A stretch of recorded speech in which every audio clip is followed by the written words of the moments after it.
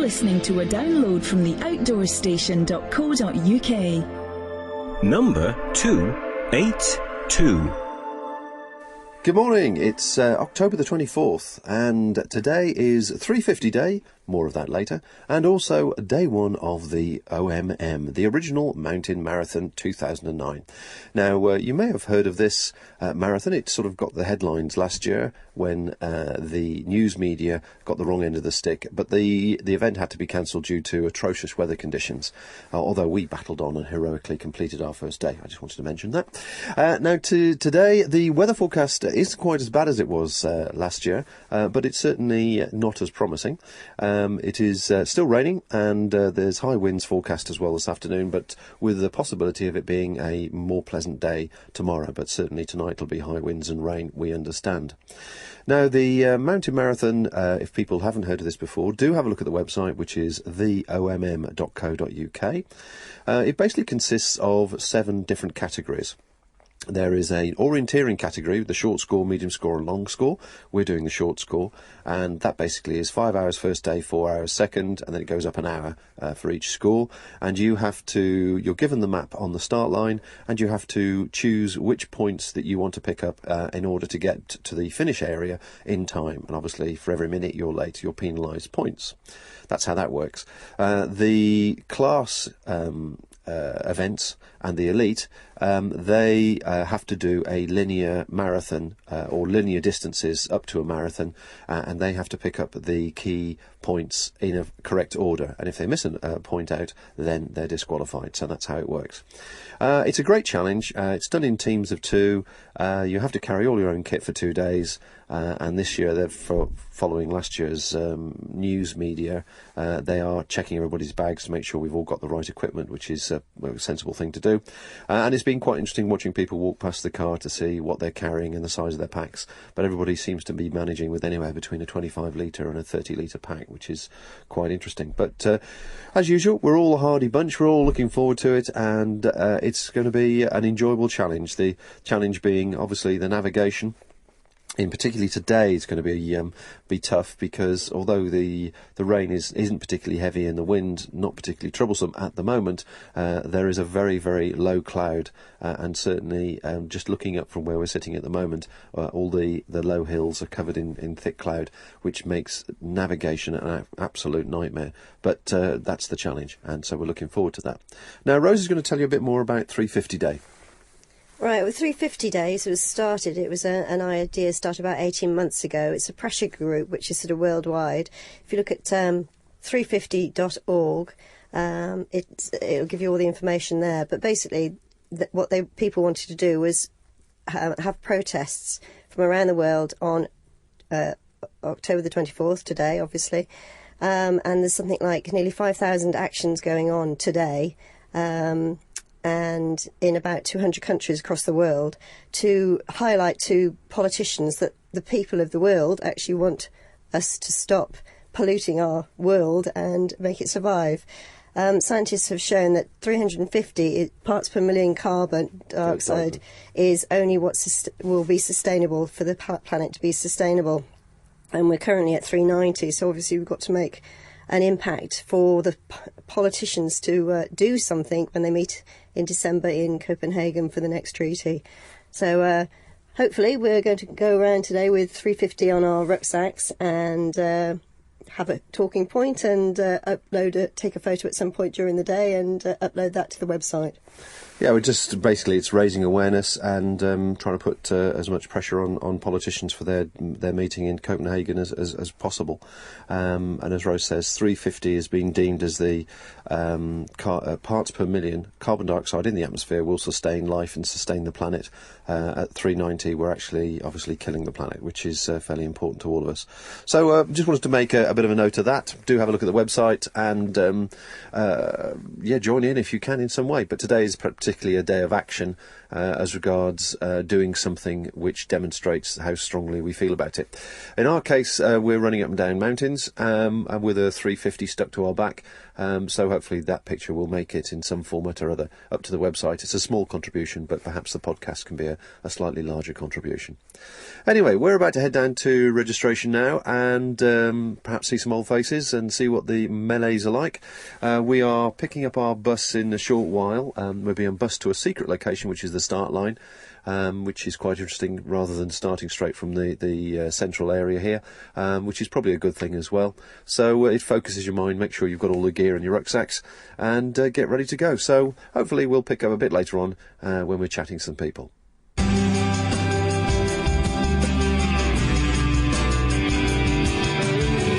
It's all about the great outdoors.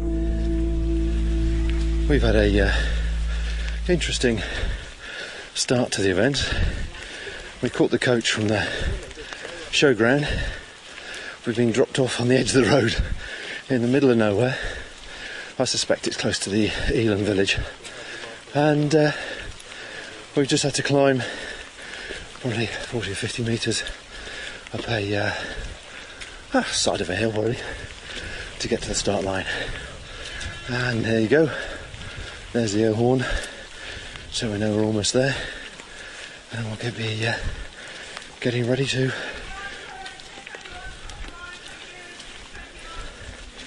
start the next event. I think that was 10:20 they were calling. Ours is at 10:43.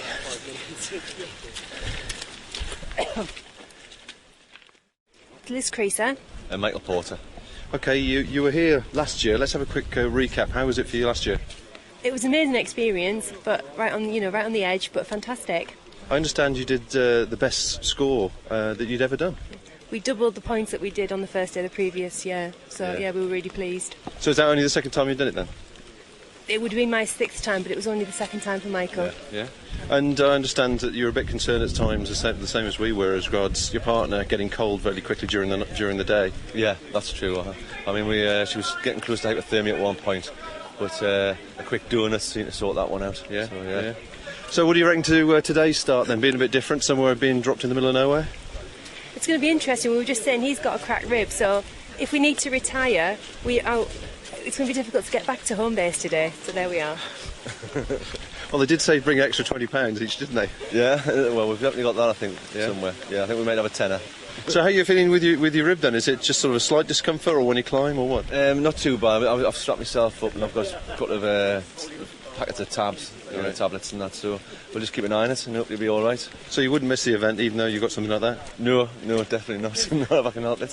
What do you think of the coverage that it had last year, and when you got back and switched the phone on and no doubt people were contacting you? What did you think of the response? I think that it was disproportionate, and that we all have the kit we need to look after ourselves, and that's the bottom line really. And if you can't, then even if it's a lovely day, you shouldn't be doing it. So I think we were all prepared really, and it's shown by the fact that everybody was accounted for in the end, and nobody really had any serious difficulties. No, that's true. So what do you reckon to the weather conditions today then, looking to today's as a exercise? It's going to be interesting because the navigation is going to be, I think, tougher than it was last year because of the cloud. That's going to be a challenge. Yeah, I mean the cloud is really low. We're almost in it now, aren't we? Yeah, definitely. I mean, the rain's not going to be a problem. I mean, I reckon it's going to be a warm night as well tonight. We're not going to suffer from cool. It's going to literally just be this heavy mistiness. Yeah. Well, last weather report I heard was wet this morning, very windy this afternoon, this evening, and not so bad tomorrow.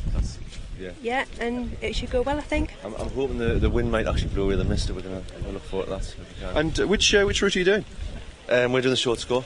Short score, and I think you're in that case 2 minutes behind us as regards start, so we'll see you at some stage, I'm sure. Possibly will do, yeah. We crap rib pools out. Yes, yeah. Well, I hope I don't have to drag you off the hills. That's the main thing. Anyway, good luck with your race. Thank you very much. Best of luck to you too. Yeah. Best of luck.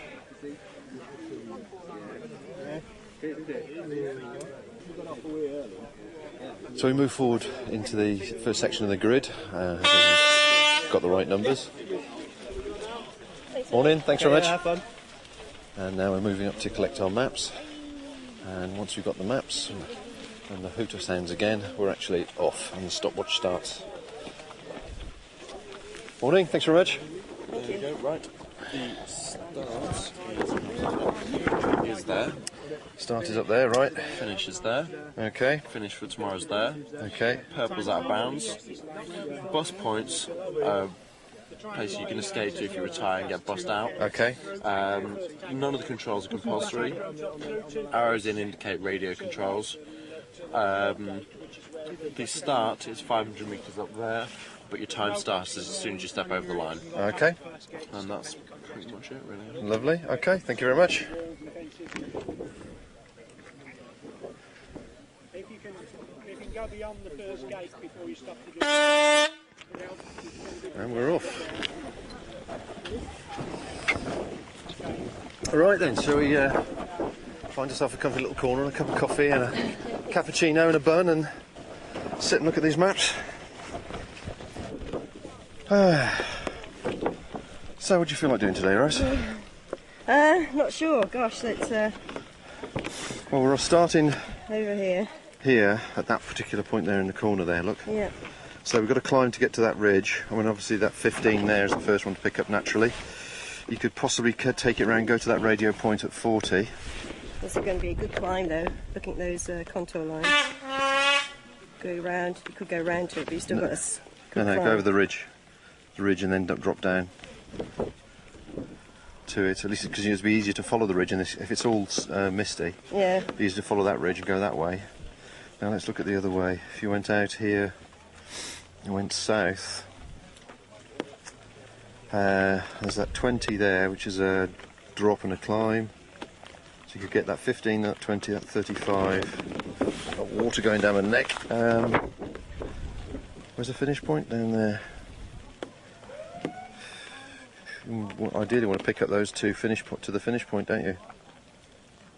Is that on the other side of a river? Is that? So you've got to cross this river or the reservoir at some point. So There's a bridge there, although that area is no-go land. There's a bridge across the stream to come round it and climb it. I reckon go to that 15, 40, 25, and either that way back there or round that way. I mean, it depends how fit we feel. yeah. I mean, let's start running and just to see where we're going, yeah? Okay. So So let's- you think that's better going that way round rather than cut through there? Well, I think that's too short. Yeah. But let's make a decision once we get across the start area and we pick up exactly where we are. Right, let's get going then.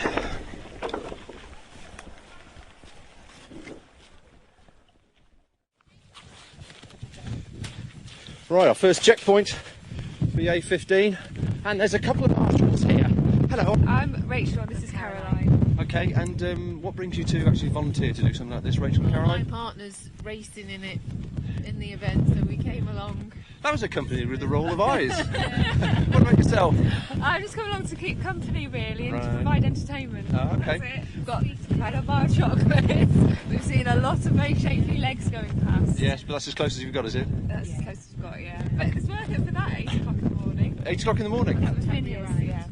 We did Marshall last year as Oh, well. wow. Well, congratulations. That was a fun time, I bet. And survived, so that's good. Excellent. Well, thanks, ladies, and thanks for your volunteering, and catch you later. Good luck. Cheers. Enjoy Bye. it. Enjoy it.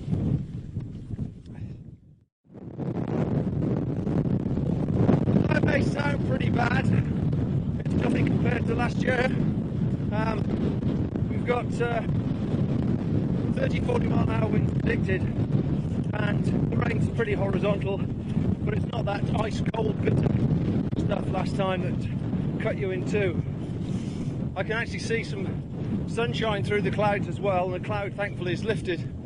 And we're just over an hour into it now, and already we've virtually lost sight of everybody. I can looking behind me, I can see about a dozen people a mile away. But it just goes to show you how quickly you can lose 3,000 people in the hills. Anyway, we got the first checkpoint, no problem at all. Had a chat with a couple of the marshals there, which were tucked away in a nice warm tent. And we now decided that one of the points is a distraction. We're not going for that one, but we're actually taking a shortcut down to the road, up the road a bit, and then doing another big climb for some big 50 pointers, which we should get well within time. It really depends on the conditions underfoot on the top of the next ridge. So hopefully you can hear all this. very exciting. It's all part of growing up being British. And weather-wise, it's a typical summer's day, autumn day in Wales, really. Where's Rosie? How you doing, Rosie? Yeah, okay. Say again? Not too bad. Oh, I'm not swearing like last year. Nah. It's a walk in the park, this, compared to last year, isn't it? Absolutely. Hey, you can see a road. Yes, there's the road. Bit of sunshine in the sky, clouds lifted, rain's not too bad, wind's in our face frustratingly, but we just drop down to the road now, up the next ridge, and hopefully we'll get some big points. Yeah. Okay.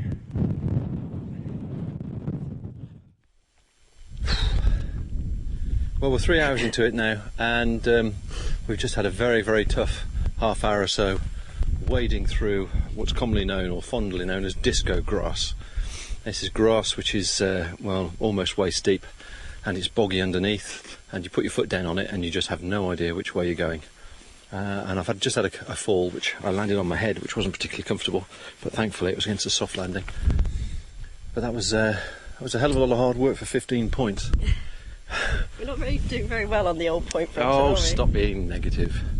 We're doing our best. Anyway, we're going to head for a biggie now, 50, and then we have to make a decision about time to get back and not lose any more points and so on. But that's shaken me a bit, to say the least. And we just stop for a quick hydration and top up a chocolate and get the spirits back again. Anyway, more a bit later. Whoa. Right, well, first of all, guys, thank you very much for volunteering to man the radio post. How's it been so far today? Misty this morning, very wet, very muddy, and once we got our tents up, nice and cosy and warm. Great. Yeah. Have you had anybody want to use the services, radio in for any reason? Just one radio in, about a missing competitor at CU control. Other than that, it's been very quiet. Yeah. So no injuries on the net, nothing at all? Not what we know of. Excellent, that's good news. So do you guys volunteer to do this, or is it sort of part of the package type of thing? No, it's always voluntary. The whole event's supported by a lot of volunteers. You know, we couldn't put the event on without those people. And there's different people doing different things around the event. You know, there's people down in the registration centre, and there's volunteers on the hill in the tents with the radios, and people at checkpoints. So yeah, there's quite a lot of people supporting this. Yeah. Well, we certainly appreciate it, guys. Thank you very much. Although it's obviously a bit off-putting to come and find people tucked nice and warm in a tent when you're halfway through and shattered. Do you want your hot coffee now? 2 biscuits, no sugar in mine, thanks. Anyway, thanks very much, guys. I hope it's a good day for the rest of you and rest of the day for you. And presumably you're on tomorrow as well somewhere. We Yeah, are, yes. that's right. Yes. Yeah. One of the controls on the south side of the reservoirs tomorrow. South side tomorrow, is it? Okay. 7:15 at the control. So what time do you actually finish on the day? Today be 4 o'clock here, and we've got to get ourselves off. And then tomorrow morning we'll probably start about 6, something like that, or earlier. Well, thank you very much once again. Just one point, a lot of the volunteers on the hill probably got up this morning at 5 o'clock to get out here on time. Well, I think everybody appreciates it. I don't see anybody knocking a volunteer, I can assure you. In fact, in many cases, I think I'd rather swap places with a volunteer. Anyway, thanks, guys. Take care. Okay then. Well, you've got a very tired, demoralised podcaster here. We just tried to pick up a few extra points before hitting a really good semi-metalled road to get us back to base. And how long have we got now, Rose? 25 minutes. We've got 25 minutes and it's at least 5 miles. So as soon as we got our breath back and steam, just round this corner, we're going to start a steady jog. But of course you lose points. I can't remember what it is actually. It's quite a lot, isn't it? I think it's 5 or 10 points for every minute you're late of your allotted time. And what makes it worse is the location of the camp is surrounded by lots of areas that are no-go areas, private land and that sort of thing. And as the light is dropping at the moment, it becomes very hard to see on the map what is the fastest way there. Now I remember the course designer, the name I forget, I think his name is Steve, forgive me if I'm wrong, if you're listening to this. He commented on the forum that if you want to go for the big points, he's going to make you work for it. My God, hasn't he made us work for it? This disco grass is just beyond anything I've ever experienced, we've ever experienced. As I say, it's waist deep in places, tufts of grass, which is basically growing on a bog. And you either go down into the bog, you know, roll off the grass one way or the other. Rose and I have fallen over easily a couple of dozen times just in a 50-metre stretch, and it's taken us so long to get from point A to point B. And that's added to our demoralised state of mind. That's why we're so late. And so late, yeah. But to be fair, everybody else is obviously suffering the same thing, so they're either taking a easier but longer route on a semi-established path, or they're doing the same as we are. Quick word, Rose? There aren't many paths there that by the points, are there? There's not a lot to follow, really. You're going to have to do the disco grass at some point. Yeah, I mean, everybody that we spoke to that we've met at a checkpoint has said the same thing. But goodness me, don't they make you work for 10 or 15 points? Anyway, as you can hear, the wind's picked up. It's a crosswind instead of a headwind, so that's not too bad. The water's on the lake, it's got some white horses, and we're on a downhill stretch, so I'm not going to waste any more time chatting. We've got some minutes to catch up, so we'll pick up perhaps when we get back to the campsite. And wish us luck, really.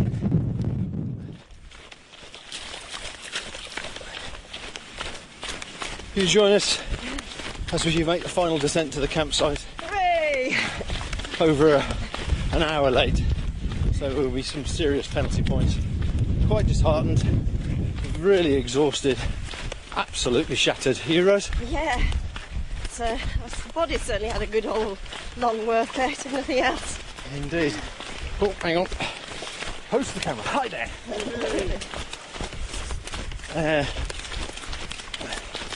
But I'm really looking forward to getting the tent up, getting a hot meal inside us. Yeah, definitely. Definitely doing that. Stuffing. Yes, stopping the pain, making the nasty pain go away, Rosie. That's right. Oh, anyway, so I'm going to knock it off for a bit. God knows what's going to happen tonight. Absolutely shattered, so there may not be any more, but I might get a second wind once I get some food inside us. But everybody is cantering down to the last checkpoint. So I'll catch you later. Oh, field of tents. Luxury. And so we ran the last few soggy kilometres, fairly demoralised, down into camp, to be just over an hour late. Sadly, due to exhaustion, the recording we made that evening failed to be captured, which was a great shame, as the atmosphere of the rain beating down, the gas hissing, and the general activity and hubbub of the camp is hard to describe. Of course, being over an hour late meant we had virtually lost all of the points we had gained that day. In fact, we would have done better if we had just walked straight from the start to the finishing point. However, it's one of those things. An event like this is all about decisions under pressure. We chose a route to get higher points, and only when the going got so tough underfoot did we realise just how much ground we had to cover to get down to the campsite. As they say, experience is what you get when you don't get what you want. Although it was a wet and windy night, we slept fairly well, and by the morning we felt inspired to give it our best shot once again, and try and save some face, embarrassing as it was. You're listening to the outdoorstation.co.uk. Well, we're halfway up the first climb on the second day, having just waded across a river, which, as usual, because Rose is a short arse, a bit deep for you, love. Yeah, it was just over my knees. And when I lost balance, I was glad you held my hand. I didn't want to get really wet this morning. And on the start line, you usually have two teams. And the team, obviously, that we saw today was 1626, they're 1625. We saw yesterday, and we obviously asked how they got on. And it just goes to show how things happen. They said they got a total of, 40 points? 40 points. And came in late. They struggled terribly with what was underfoot. And we had 150 and came in late and got less than them. So just the way it goes. So we're plodding up to the first climb. The weather's slightly brighter, blue skies, bit of a breeze. Good breeze. It's a typical autumnal day, really. Fantastic views. The wind's brisk, but not too painful. So we'll plod on. There's only points we can pick up today, and try not to come in late. We'll try. Definitely not to come in You're late. the one holding the watch. My watch strap's broke. Yeah. We didn't really get much chance to record any more before we made it down to the finish, and to be honest, we were exhausted. We've had a heck of a couple of days. The rest of the afternoon or the rest of the morning wasn't too bad. The weather wasn't too unpleasant. The going underfoot was the most important part, and that was considerably better than the previous day. Although I have to say, I think Rose and I were both suffering from just the twists and the turns from the previous day were coming out on day 2, and it just seemed like really hard work on the ankles and on the knees, making it up through the toughs to the checkpoints. Yeah, the first couple we did fine. We got on no problem at all, really, though, didn't we? And it was just then looking for that, was it third checkpoint? You seemed to get temporarily misplaced. Well, there's a story to that, and I it's one that reminds you, you build your experience from, really. I seemed to hit, well, as they say in the marathon world, I sort of hit the wall. I wasn't hydrating enough. I certainly wasn't really eating very much. And for some reason, my map reading skills just depleted for an hour or so. We completely overshot where the checkpoints were, and it was only when another competitor pointed it out to us that we actually weren't where we thought we were.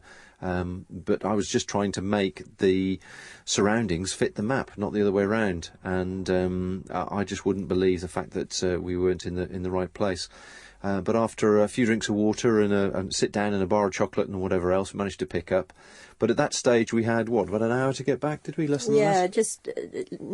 It was about an hour, I guess. And we managed to pick up a couple of points. There was a long, steady climb. But once we got to the ridge... Yeah, I sort of got the second wind, really. Yeah. We started that climb, and I just felt really, really shattered. But obviously the sugars kicked in. And the painkillers. And the painkillers, yeah. And we got to the ridge, and right bang on a checkpoint, which was more by luck than judgment. And then from that point onwards, we had something like a 5-6k downhill run, didn't we? Yeah, cracking run, actually. We got a second wind, and we went for it. We were determined not to lose any more points and be late. And sure enough, we arrived 2 minutes inside schedule. But the ending was a real one to stretch your patience. We had this long drop for, as I say, best part of 5k, and then as we came out of that, we were looking for the final checkpoint, the finishing, as it were, and you had to go down through some trees. So we thought, okay, it will be the end of the trees. Then you had to go through a farmyard. We thought, well, it's bound to be at the end of the farmyard. Then you had to come out to the other side of the farm and go for another 300-400 metres before you finally got to the actual official checkpoint. And I must admit, I was done in. Yeah, well, I'd sort of geared myself to the farm and then realised we've got another 300 metres. It was quite something, so I was really glad to put the dib in the final one and go, that's it. Where's the free tea and, tea and squash, please, and the bus? So that's the reason we didn't record anymore. As I say, there was a bit of an emotional roller coaster going on, frustration and disappointment on my part. But we finished making, I think, about 105 points for the day, which plus the other 23, whatever, for the previous day. So it was a respectable finish. It was a respectable finish, but disappointing for the previous day. But thankfully, talking to a lot of the other competitors, they also felt that the going underfoot on day one was just very, very hard going, and a lot of people like us fell down holes and disappeared into that grass and into bogs and goodness knows what else. But on the whole, I think, reflecting on the event, I think it was really, really tough, but now we're sitting here afterwards. I quite enjoyed it. Well, it's tough, but you just feel you've done a damn good workout, really, don't you? I mean, you're on the go yesterday for 6 hours. I was thinking I said to you, it's much more enjoyable, I think, than doing something like a marathon, just because it's using your brain, it's different terrain, you're thinking about things, you've got to be prepared. Then you've obviously got your overnight and all the issues of, you've got enough equipment, you've got everything with you, having your food, sorting yourself out, getting yourself up in the mornings and off again the same day, next day. There's a lot that can impact on something else, certainly a good night's sleep and food and, as you say, being hydrating correctly and so on as we're going along. The one thing which I think affected me most of all on day one, apart from the hard going, was the fact that my watch strap broke. So I didn't have a watch on my wrist for the duration, and that really threw me for the amount of time we had left and the decisions that needed to be made. Yeah, I think that really actually had quite an impact on our first day and didn't help with us being late, because although I kept saying we have this much time, because you weren't visually seeing the time on a watch clock face, I don't think it was quite so obvious. But the actual event I thought was really well organised as ever, and instant results this time, which they didn't have before, and they had what were they saying about the technicalities? They were doing live streaming, so the finish was being streamed live into the finish area and also via satellite or whatever, because I saw a couple of satellite dishes. It was also live streaming on the net as well. So from the technology that's been involved has increased enormously, and certainly you just placed your dibber into the electronic tab that you have. It's like a little USB chip. You place that into the finish machine in the download area, and you get like a little pay slip that comes out like out of a little cash machine, and that gives you all the points, everything you've done, and actually where you are as well, which in our case I'm not going to repeat. So I think what we'll do, we'll talk about gear and stuff, but I'm tempted to do a little video actually about gear, because I think it'd be quite interesting to see it and see if people find that interesting rather than doing an audio. But if we don't get round to doing the video, we'll do an audio. But it'd be quite interesting to see how it all fitted together, because I was using unusual combination of gear, and Rose was doing the same as well, and trying out some new things, as we always do, with, on the whole, pretty good results. And now a bath and a glass of wine. Oh, a bath, hot bath, soap, luxury. Glass of wine, yes, and a slap-up meal. So thanks everybody for listening. I hope we've made it as entertaining as we can, and thanks to everybody who we interviewed. We hope you find it enjoyable, and we'll catch you next time.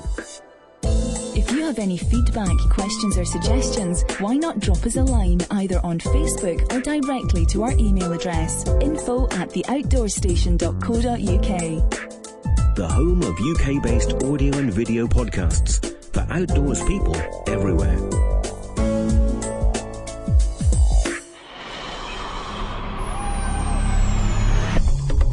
Thank you for listening to this podcast. To hear more from our extensive free library, please visit the website at theoutdoorstation.co.uk. You can now follow The Outdoor Station on Facebook, where we chat about each programme we produce, answer questions and discuss future productions. Why not join us there? This podcast is produced and hosted by theoutdoorstation.co.uk.